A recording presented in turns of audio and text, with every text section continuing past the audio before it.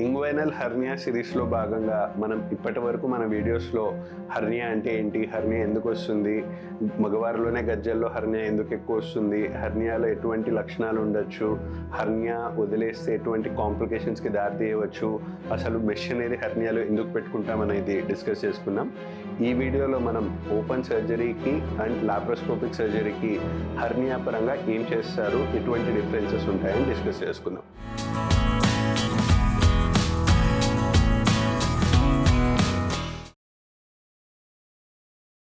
So మొదటగా పాత పద్ధతి అయినా ఆర్ ట్రెడిషనల్ పద్ధతి అయినా ఓపెన్ సర్జరీ గురించి మాట్లాడుకుందాం. 20-25 ఇయర్స్ ముందు చూసుకుంటే అందరికీ కూడా ఓపెన్ సర్జరీనే చేసేవాళ్ళు.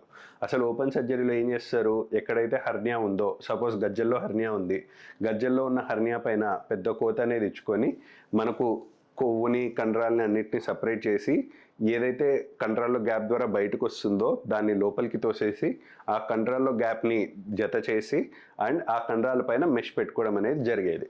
బట్ దీంట్లో డిసడ్వాంటేజ్ ఏంటి, ఓపెన్ సర్జరీ కాబట్టి పెద్ద కోత పడుతుంది, పెద్ద కోత ఉంది కాబట్టి మనకు బ్లడ్ లాస్ పరంగా కానీ అక్కడ నరాలు కట్ అవ్వడం ఆర్ డ్యామేజ్ పరంగా కానీ కొంచెం ఎక్కువగా ఉంటుంది. పెద్ద కోత పడింది కాబట్టి మనకు ఆ కోతని క్లోజ్ చేసుకోవడానికి కుట్లు కానీ స్టేప్లర్స్ అనేవి కానీ వాడాలి.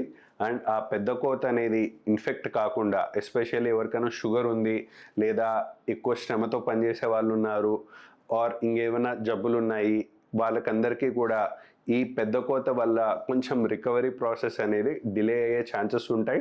అండ్ పెద్ద కోత అనేది ఇన్ఫెక్షన్ కాకుండా ఉండడానికి మనకు తరచూ డ్రెస్సింగ్స్ అనేవి చేసుకుంటూ, డ్రెస్సింగ్స్ అనేవి ఇన్ఫెక్ట్ కాకుండా అంతా బాగా అయిపోయిన తర్వాత మళ్ళీ తిరిగి వెళ్ళి ఆ వేసిన కుట్లను కానీ స్టేప్లర్ పిన్స్ని కానీ తీసుకోవాల్సిన అవసరం పడుతూ ఉంటుంది ఓపెన్ సర్జరీలో. సో ఇవన్నిటి దృష్ట్యా మనకు పెద్ద కోత అనేది పడుతుంది. సో కాస్మెటికల్లీ కూడా నీట్ అండ్ క్లీన్గా ఉండదు. బ్లడ్ లాస్ పరంగా కానీ అండ్ హాస్పిటల్ స్టే పరంగా కానీ, ఎన్ని రోజులు హాస్పిటల్లో ఉండాలి, ఎన్ని రోజులు ఇంట్లో రెస్ట్ తీసుకోవాలి, ఇవన్నీ కూడా మనకు ఓపెన్ సర్జరీలో ఎక్కువగానే ఉంటాయి. బట్ అదే లాప్రోస్కోపిక్ సర్జరీలో చూసుకుంటే, లాప్రోస్కోపిక్ సర్జరీనే మనం కీహోల్ సర్జరీ అని కూడా అంటాం. ఈ లాప్రోస్కోపీ ఆర్ కీహోల్ సర్జరీలో ఏమవుతుంది, పెద్ద పెద్ద కోతలు అనేవి అస్సలు ఉండవు. మరి అంత పెద్ద కోతలు లేకుండా చిన్న హోల్స్తోనే ఎట్లా ఆపరేషన్ అయిపోతుంది అనేది ఎక్కువ మందికి డౌట్ రావచ్చు. మనకు ఈ లాప్రోస్కోపీలో మనకు మొత్తం అదే టెక్నాలజీని వాడుకొని మనం చేసే లేటెస్ట్ టెక్నాలజీ అంటాం. ఈ లేటెస్ట్ టెక్నాలజీలో భాగంగా మనం కేవలం మన చేతులతో ఆపరేషన్ చేయకుండా టెక్నాలజీ వాడుకొని కెమెరా సిస్టమ్ని వాడుకోవడం జరుగుతుంది. సో ఈ చిన్న హోల్స్ అసలు ఎట్లా ఆపరేషన్ జరుగుతుందని మీకు డౌట్ రావచ్చు. మనకి ఈ చిన్న హోల్స్ ద్వారా ఏం చేస్తాము అంటే, ఈ చిన్న హోల్స్ కూడా మినిమం మనకు 3 హోల్స్ అంటూ పెట్టుకుంటాం. ఒక హోల్ వచ్చి మనం కెమెరా కోసం అంటూ పెట్టుకొని కడుపు లోపల ఏమేం జరుగుతుందో తెలుసుకోవడానికి పెద్ద కోతలనే ఇచ్చుకోకుండా ఆ చిన్న హోల్ ద్వారా కెమెరా పెట్టేసుకొని ఆ కెమెరాని కూడా మనం ఒక వీడియో మానిటర్కి కనెక్ట్ చేసుకొని లోపల జరుగుతున్నదంతా ఆ వీడియో మానిటర్లో చూసుకునే ఆప్షన్ ఉంటుంది.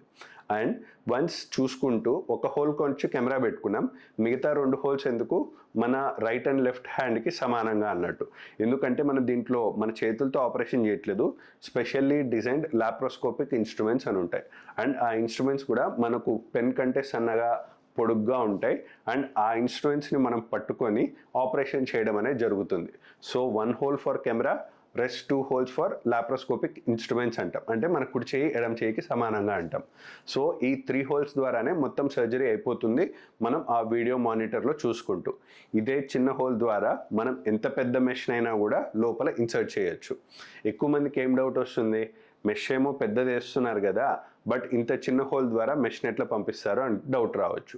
బట్ దీంట్లో ఏంటంటే మెష్ అనేది కూడా ఏంటి, ఒక చిన్న పేపర్ లాంటి సన్నగా ఉంటుంది కాబట్టి మనం ఎట్లయితే పేపర్ని ఒక రోల్ చేస్తే సన్న ఒక సిగరెట్ రోల్ లాగా ఎట్లయితే అవుతుందో, అదేవిధంగా మనకు మెష్ అనే దాన్ని కూడా బాగా రోల్ చేసేసుకొని మనకు ఆ చిన్న హోల్ ద్వారానే మనం ఇన్సర్ట్ చేసుకొని బాడీ లోపలికి మెష్ అనేది అమర్చుకున్న తర్వాత రోల్ చేసిన మెష్ని కాస్త మళ్ళీ అన్రోల్ చేసి మనం పరుచుకునే ఆప్షన్ అనేది లాప్రోస్కోపీలో ఉంటుంది. So end result of laparoscopy ఏంటి, మనకు హార్డ్లీ 0.5 to 1 సెంటీమీటర్, అంటే 1 సెంటీమీటర్ కంటే చిన్న కోతతోనే ఆపరేషన్ అంతా అయిపోయింది.